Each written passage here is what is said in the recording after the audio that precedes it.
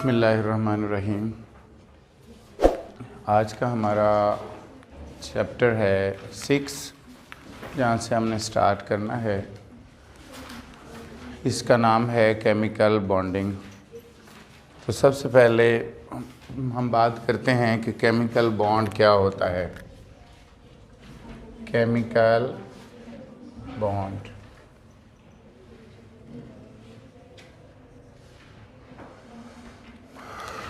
हम इसको कहते हैं the electrostatic force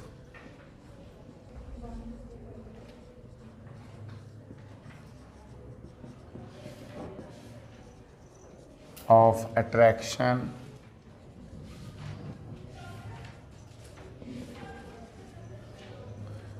which binds two or more atoms together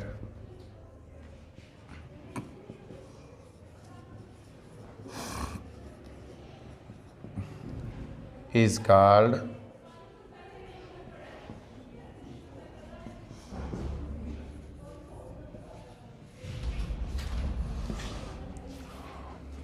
हाँ जी the electrostatic force of attraction वो फोर्स जो दो एटमों को एक दूसरे के साथ बाइंड करके रखती है, जोड़ के रखती है। मसलन दो एटम एक दूसरे के साथ जुड़े हुए हैं तो उनके दरमियान जो बाइंडिंग फोर्स है, जो जोड़ने वाली फोर्स है, उसको हम केमिकल बॉन्ड कहते हैं। ठीक है, केमिकल बॉन्ड। अब यहाँ मैंने लिखा है, आप इसको द फोर्स ऑफ अट्रैक्शन भी लिख सकते हैं। The force of attraction which holds या which binds two or more atoms together is called.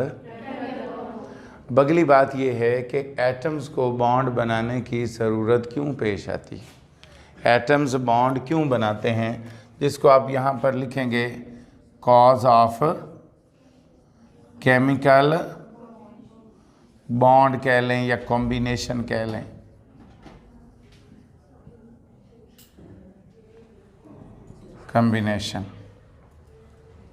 Combination okay होगी बात।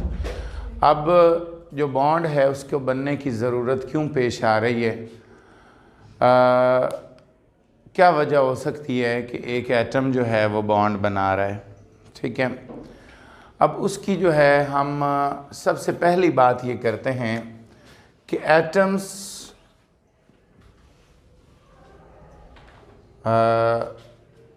want to stabilize।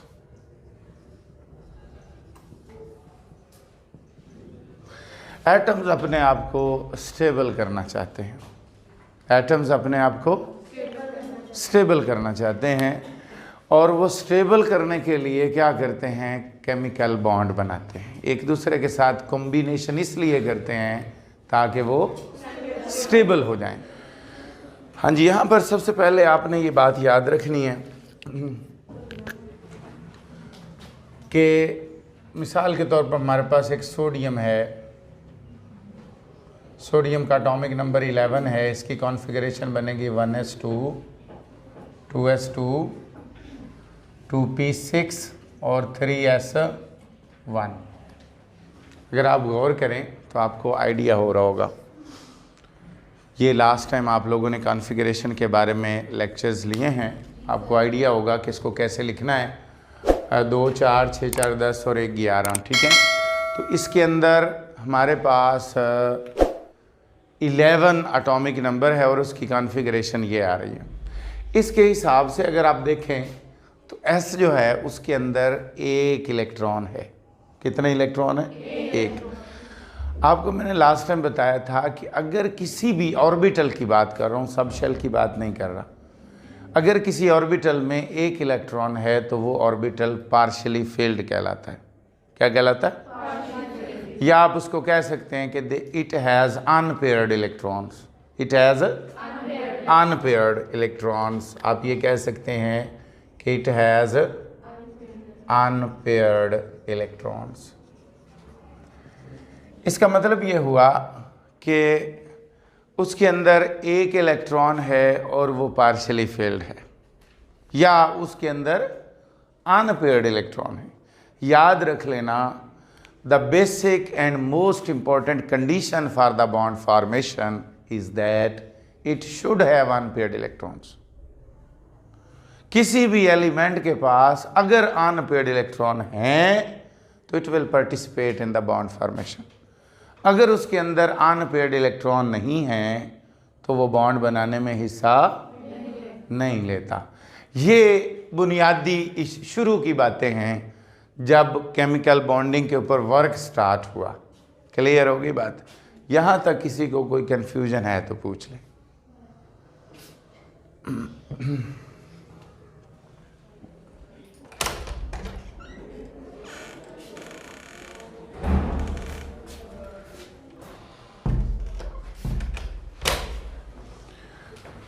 हाँ जी,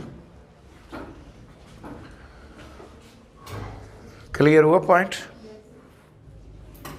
हम ये बात कर रहे हैं कि किसी भी एलिमेंट के पास जब अनपेयर्ड इलेक्ट्रॉन होते हैं तो वो बॉन्ड बनाने में हिस्सा लेता है, और जब उसमें अनपेयर्ड इलेक्ट्रॉन नहीं होते तो वो बॉन्ड बनाने में हिस्सा नहीं लेता। अब मिसाल के तौर पर मैं बात कर लेता हूँ नियॉन की। नियॉन का एटॉमिक नंबर 10 है 1s2 2s2 एंड 2p6। अगर आप इसको खोल भी लें तो वैलेंस शेल जो है, अगर आप इसको खोल भी लें 1s2 2s2 2px2 2py2 और 2p2।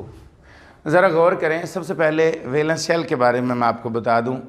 यहाँ से जब आप कॉन्फ़िगरेशन लिखेंगे तो वैलेंस शेल को आइडेंटिफाई करने का ये तरीका होता है कि आप n की सबसे बड़ी वैल्यू तलाश कर लें।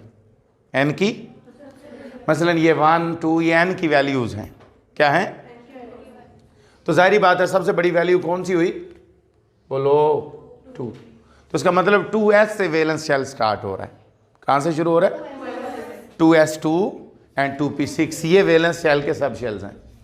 अब वैलेंस शेल को आपने लिखा, देखें इसको मैंने खोल लिया, एस को तो खोल नहीं सकते कि खोल सकते हैं? एस के अंदर तो कोई ऑर्बिटल, खुद ही एक सब शेल है, खुद ही ऑर्बिटल है, 1 ओरिएंटेशन है। लेकिन 2p के अंदर 3 ऑर्बिटल हैं। कौन कौन सा? 2px 2py। टोटल उसमें 6 इलेक्ट्रॉन है, तो तीनों में कितने कितने आ गए? 2 2। इसका मतलब ये हुआ, अगर आप इसको गौर से देखें तो इसमें कोई भी ऑर्बिटल पार्शियली फिल्ड नहीं है। किसी भी ऑर्बिटल के अंदर अनपेयर्ड इलेक्ट्रॉन, इसका मतलब it will not participate in the bond formation. ऐसी कॉन्फ़िगरेशन को हम स्टेबल कॉन्फ़िगरेशन कहते हैं। ऐसी कॉन्फ़िगरेशन को अब हमने ये देखा कि कोई भी एलिमेंट जो बॉन्ड बनाता है वो अपनी कॉन्फ़िगरेशन को स्टेबल कॉन्फ़िगरेशन की तरह कन्वर्ट करता है। अपनी कॉन्फ़िगरेशन को, यानी वो अपनी कॉन्फ़िगरेशन को नोबल गैस की कॉन्फ़िगरेशन की तरह कन्वर्ट कर लेता है।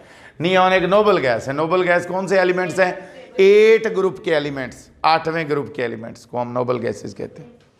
8वें ग्रुप के एलिमेंट्स को, तो जो 8वां ग्रुप है उसको नोबल गैसेस कहते हैं। और नियॉन दूसरा मेंबर है, 10 एटॉमिक नंबर है, और इसकी कॉन्फ़िगरेशन स्टेबल है। याद रख लें, हर नोबल गैस की कॉन्फ़िगरेशन स्टेबल है क्योंकि वो कंप्लीटली फिल्ड ऑर्बिटल्स हैं, यानी उनके अंदर कोई भी अनपेयर्ड इलेक्ट्रॉन नहीं है, लिहाजा वो बॉन्ड में पार्टिसिपेट नहीं करते।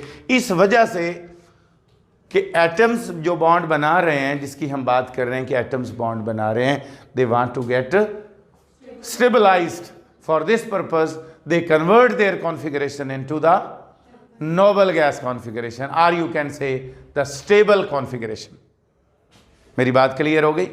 समझ आ गई? ये एक 1 पॉइंट है जिसके ऊपर साइंटिस्ट इनिशिएशन में इत्फाक करते हैं कि वो अपनी कॉन्फ़िगरेशन को नोबल गैस, अच्छा नोबल गैस की कॉन्फ़िगरेशन को किस तरह कन्वर्ट करते हैं वो ज़रा देख लें। एटॉमिक नंबर 11 है, इसने 1 इलेक्ट्रॉन लूज़ कर दिया। 1 इलेक्ट्रॉन, कितने इलेक्ट्रॉन रह गए इसके पास? 10। अब इसकी कॉन्फ़िगरेशन ज़रा चेक करें किस तरह की हो जाएगी। ये 3s ख़त्म हो जाएगा, 1s2 एंड 2p6। देखें ब्रैकेट में लिखा, ये कॉन्फ़िगरेशन और ये कॉन्फ़िगरेशन क्या हो गई, सेम हो गई। इसका मतलब यह है कि कोई भी एटम जब बॉन्ड बनाता है तो वो अपनी कॉन्फ़िगरेशन को स्टेबल कॉन्फ़िगरेशन की तरफ कन्वर्ट करता है, और स्टेबल कॉन्फ़िगरेशन जो है वो अमूमन जो नोबल गैस की कॉन्फ़िगरेशन है उसको हम स्टेबल कॉन्फ़िगरेशन समझते हैं।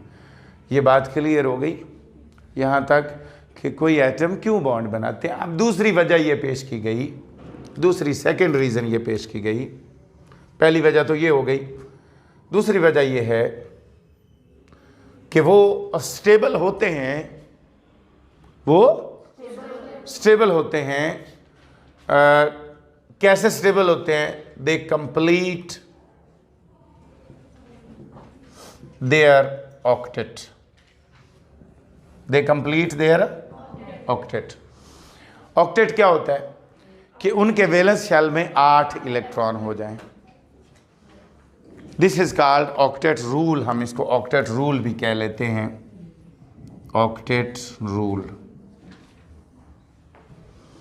ऑक्टेट रूल क्या होता है कि atoms gain or lose their electron, valence shell electron gain or, वो आखिरी अपने जो वैलेंस शेल है, जो आखिरी शेल है, उसके इलेक्ट्रॉन को लूज करते हैं, या ताकि वो अपने शेल के अंदर 8 इलेक्ट्रॉन पूरे कर सके, ताकि वो अपने, इसका मतलब 8 इलेक्ट्रॉन पूरे करने का ये जो स्टेटमेंट है, ये जो रूल है, इसको हम ऑक्टेट रूल कहते हैं। यानी दो वजूहात हमारे सामने आ गई। एक वजह ये हो गई कि वो इसलिए केमिकल बॉन्ड बनाते हैं कि वो अपनी कॉन्फ़िगरेशन को स्टेबल कॉन्फ़िगरेशन की तरह कन्वर्ट कर लें, नियरेस्ट नोबल गैस की कॉन्फ़िगरेशन की तरह कन्वर्ट कर लें। और दूसरी बात जो है वो ये है कि वो अपना ऑक्टेट जो है वो कंप्लीट कर लें। बट यहाँ पर एक एक्सेप्शन ये है कि कुछ सर्टेन एलिमेंट्स हैं, सर्टेन कंपाउंड्स हैं जिनका ऑक्टेट कंप्लीट नहीं है। मिसाल के तौर पर मैं आपके सामने उनकी एग्जांपल लिखता हूँ। SF6, BF3, PCl5।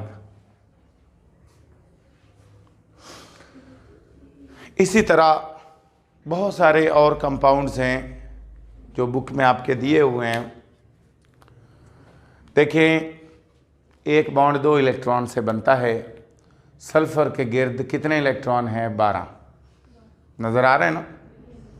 6 एटम नज़र आ रहे हैं, तो इसका मतलब 12 इलेक्ट्रॉन है। इसका मतलब सल्फर का यहाँ पर ऑक्टेट कंप्लीट नहीं है। मेरी बात समझ में आ गई कि नहीं आई?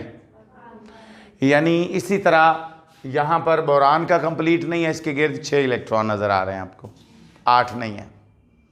अगर मैं आपको 8 की बात बताऊं तो आप देख लें CH4, अब आपको समझ आ जाएगी। क्लियर होगी बात?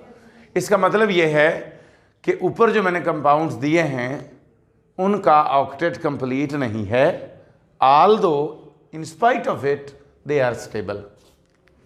इसका मतलब ये है कंपाउंड भी मौजूद हैं भी वो स्टेबल, मगर उनका ऑक्टेट कंप्लीट। इसका मतलब ऑक्टेट कंप्लीट करना बॉन्ड फार्मेशन की कोई गारंटी नहीं है कि अगर एक एटम बॉन्ड बना रहा है तो आप कहेंगे कि उसका ऑक्टेट कंप्लीट होना चाहिए। ये बुनियादी शर्त नहीं है। इसलिए साइंटिस्ट को मज़ीद वर्क करना पड़ा अदर थिंग्स पर कि कैसे जो है वो बॉन्ड बनता है और कैसे जो है उसके ऊपर क्या क्या वर्किंग होगी। ये फिर कैरी ऑन फर्दर जो है सिस्टम चला। यहाँ तक किसी स्टूडेंट को कोई कन्फ्यूजन है तो पूछ लीजिए। हाँ जी, energetics of bond formation. Energetics of bond formation क्या चीज़ है, इसके बारे में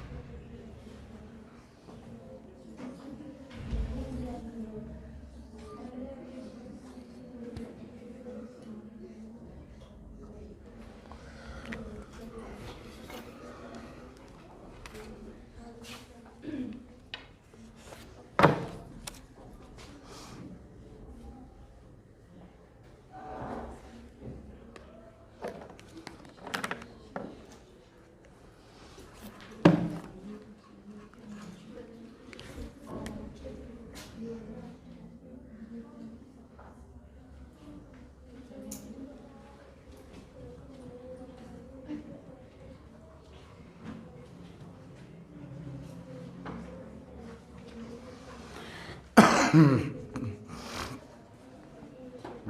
जी, देखें, सबसे पहले हम बात करते हैं कि एनर्जेटिक्स ऑफ बॉन्ड फार्मेशन से मुराद क्या है। एनर्जेटिक्स से मुराद है कि एनर्जी कैसे चेंज होती है बॉन्ड बनाने के दौरान, मतलब कैसे एनर्जी वेरी करती है, उसको हम कैसे जो है वो डिस्कस करते हैं।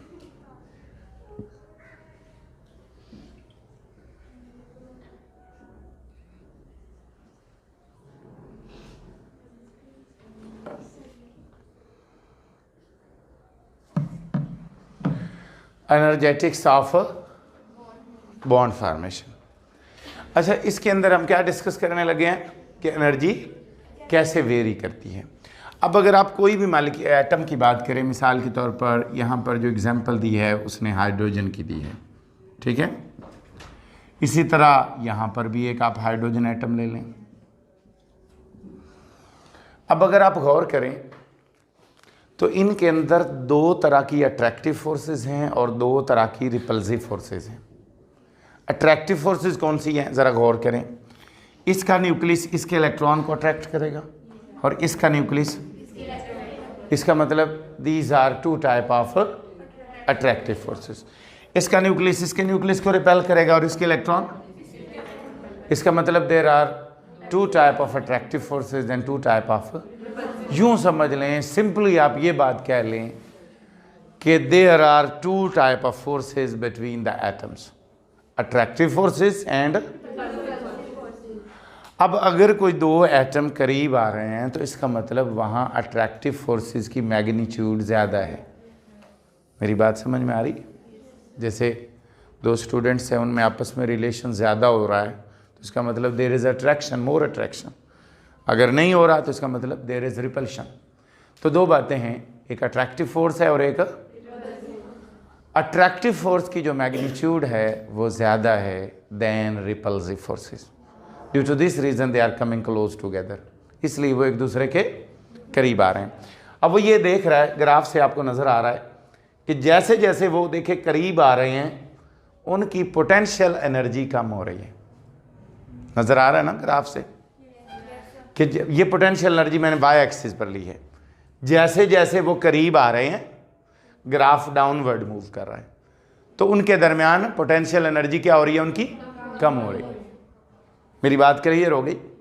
अब वो ये कह रहे हैं कि यानी यूं समझ लें कि करीब आने का मतलब ये है कि मैग्नीट्यूड ऑफ अट्रैक्शन जो है वो ज़्यादा है then repulsion. Attractive forces dominate कर रही हैं, attractive forces then repulsive forces. Repulsive forces पर अट्रैक्टिव फोर्सेस डोमिनेट कर रही हैं, इसीलिए वो करीब आ रहे हैं। एक स्टेज आई कि वो मैक्सिमम एक दूसरे के करीब आ गए। जब वो एक दूसरे के दरमियान मैक्सिमम एक दूसरे के साथ आ गए, करीब आ गए, तो यहां पर उसकी पोटेंशियल एनर्जी मिनिमम हो गई। इस जगह पर उसकी पोटेंशियल एनर्जी मिनिमम हो गई। इसके वो बाद करीब नहीं आएंगे। अगर आप इनको मज़ीद करीब लाएंगे तो वो मज़ीद करीब नहीं आएंगे, ना उनकी मज़ीद पोटेंशियल एनर्जी कम होगी। यूँ समझ लें कि इस जगह पर उसकी पोटेंशियल एनर्जी क्या हो गई है, बोलो, मिनिमम। पोटेंशियल एनर्जी क्या हो गई है, मिनिमम। और इस जगह पर वो एक दूसरे के सबसे ज़्यादा करीब हैं। और इस वक्त जो दो एटम के दरमियान डिस्टेंस है, किस वक्त, जब उनकी पोटेंशियल एनर्जी मिनिमम है और वो एक दूसरे के मैक्सिमम करीब है, इस वक्त जो उनके दरमियान डिस्टेंस है उसको हम बॉन्ड डिस्टेंस कहते हैं। क्या कहते हैं? या हम उसको कंप्रोमाइज डिस्टेंस भी कहते हैं,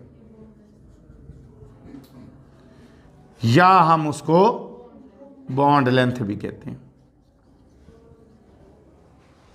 ये पॉइंट क्लियर हुआ? समझ आ गया पॉइंट? कि जब उनकी पोटेंशियल एनर्जी मिनिमम हो गई है, अब वो एक दूसरे के मैक्सिमम करीब आ गए हैं, और इतने करीब आ गए हैं कि अब आप इससे ज़्यादा करीब नहीं कर सकते, क्योंकि अगर आप और पुश करेंगे तो फिर यहाँ पर अट्रैक्टिव की बजाय रिपल्सिव डोमिनेट हो जाएंगी। क्या हो जाएंगी? रिपल्सिव डोमिनेट हो जाएंगी, तो फिर एनर्जी बढ़नी शुरू हो जाएगी। यानी अगर आप मज़ीद पुश करेंगे तो फिर मालिक्यूल अनस्टेबलाइजेशन की तरफ चला जाएगा, फिर स्टेबल नहीं होगा। इस जगह पर वो मैक्सिमम स्टेबल है। This is what we call the energetics या energy changes during the bond formation.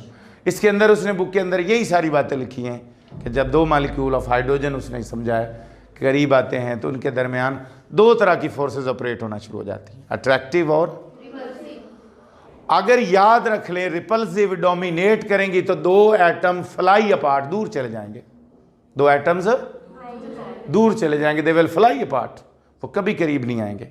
इसका मतलब है if they are coming close together, इसका मतलब अट्रैक्टिव फोर्सेस डोमिनेट कर रही हैं। क्या कर रही हैं?